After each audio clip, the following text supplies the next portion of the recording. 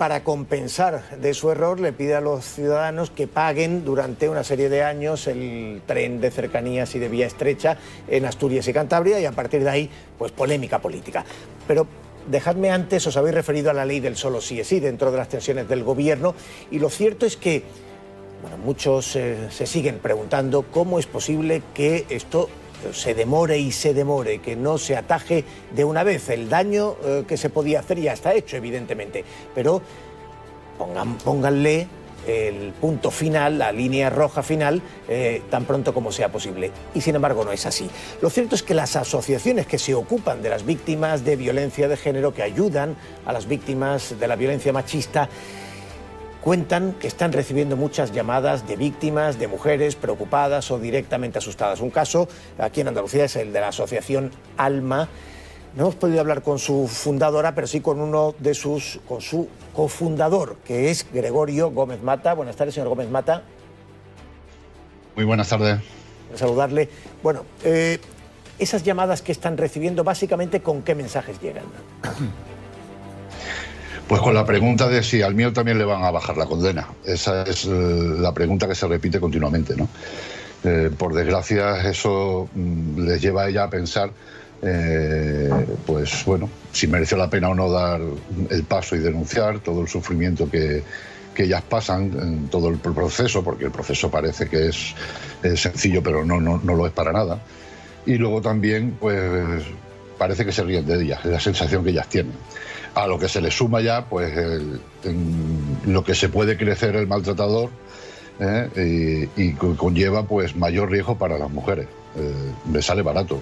Hay que tener en cuenta que una de las frases más típicas de los maltratadores es de la cárcel se sale, del cementerio no. Señor Gómez Mata, el año pasado ustedes atendieron a 500 mujeres que buscaban, en fin, ayuda, recursos para afrontar la violencia machista.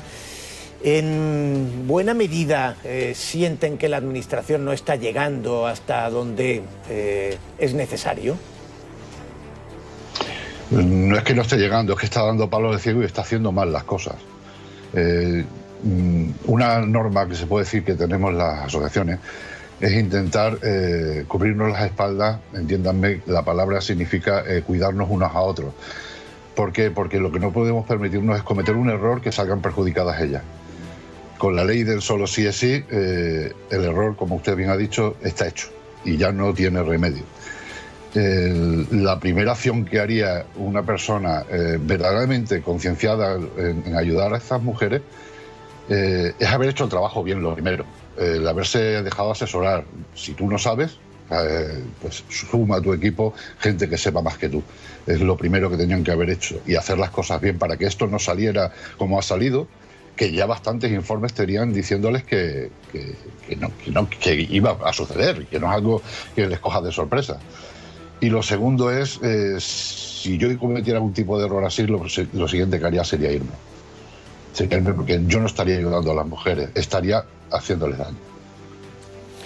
Señor Gómez Mata, una pregunta más. ¿Cómo interpretan esta resistencia, tal y como está usted describiendo la situación, esta resistencia a poner fin a la situación actual de la ley del solo sí es sí? Pues simple y llanamente con decir que es egocentrismo puro y duro. Buscan tener su cabeza alta pensando que lo que ellos hacen está perfecto, y no lo está. Las consecuencias las estamos teniendo, ¿no? Y todo lo limitan a echar la culpa a los jueces, a la justicia, que dentro de la propia justicia también no todo es perfecto, lógicamente. Son un reflejo de la sociedad y hay todo tipo de pensamientos y de actuaciones. Pero que el primer culpable es quien ha sacado la ley como le ha sacado.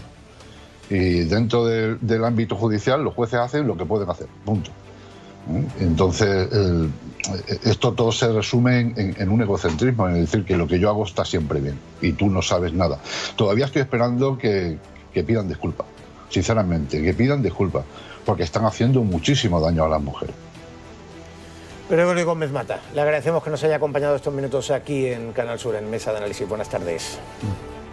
Buenas tardes, gracias. Bueno, pues esa es la realidad que viven estas asociaciones, que se encuentran con un continuo reguero de llamadas preguntando ¿Y qué me va a pasar a mí? Y no es extraño, vamos, que haya este repunte de llamadas a estas asociaciones de víctimas o de familiares de víctimas que han visto cómo los agresores, bueno, pues o bien ya han visto rebajadas sus penas o bien pueden verse beneficiados por esta ley. Se ha hablado varias veces en esta mesa, Teo. Yo creo que esta ley es uno de los grandes, a pesar de que tiene aspectos positivos en materia de protección de las víctimas, en algunos casos, de pedagogía y demás, el núcleo, digamos, de la polémica, lógicamente, es esta, que es la rebaja de pena, y hoy por hoy es, yo creo que uno de los grandes lastres de este gobierno de coalición.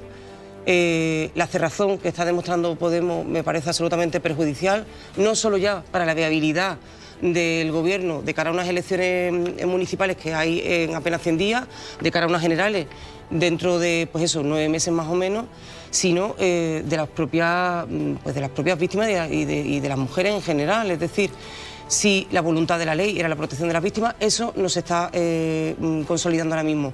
Y no solo eso, sino que está creando además un estado de alarma general y una opinión generalizada de que todo, que además eclipsa realmente toda la labor en materia de protección de las mujeres, de igualdad y de lucha por una serie de proclamas, de banderas que ha tenido este gobierno desde el inicio de su mandato, que se ven absolutamente orilladas. Entonces, creo que evidentemente el reconocimiento de los errores ya llega tarde, pese a que la reforma se vaya a impulsar, que ahora mismo parece que está bastante parada. Seguirá vigente esta ley, por lo tanto el error, como bien ha dicho el invitado antes, está ya hecho, desgraciadamente. Claro, cuando el cóctel de mediocridad y de soberbia se suma, yo no quiero parecer que estoy enfadado permanentemente con todos los temas, pero es que el asunto manda huevos, el asunto manda huevos. Es decir, que en la comisión del Congreso de los Diputados, que por unanimidad tenían que haber dado el trámite de urgencia, Podemos, ERC y Bildu se convirtieran en cómplices para retrasarlo y llevar esto hasta el 7 de marzo, es alucinante, porque yo antes me apuntaba aquí, si calculo mal lo que mide un tren y no entra por un túnel, cesan al secretario de Estado de Infraestructura, al presidente de Renfe, se cae el jefe de Inspección y Tecnología de Adif, el responsable de gestión de material de la Dirección Técnica de Renfe. Si hago una ley que provoca no solamente la reducción de penas, más de 50 agresores sexuales, tiparracos, están en la calle y no pasa absolutamente nada. No, hombre, no hace falta ser muy avanzado para entender cómo no va a eclipsar este asunto todo lo que haya podido hacer este gobierno en materia de igualdad. Pues que esto es criminal, esto es criminal. Pues en las últimas horas, en los últimos días, el foco se está poniendo en que la ley trans puede traer también algunos desajustes. Pilar Llop ha admitido ante la Eurocámara que no han estudiado la relación entre la ley trans y la ley de violencia de género, que no ha sido un enfoque que se haya estudiado. Y por tanto podría darse la siguiente situación. Un hombre agrede a una mujer y puede ser condenado naturalmente por violencia de género. Pero si ese hombre se autodetermina mujer, ya no puede ser condenado por violencia de género, porque en ese caso legítimamente habrá pasado a ser mujer. Y vamos a tener estos asuntos. Hombre, no será un multitudinario, ni van a armar un escándalo como el de la ley del CSI, que además ha tenido un efecto inmediato. Aunque Podemos, por cierto, niega la cifra, dice que es mentira, que no está habiendo tantas escasez.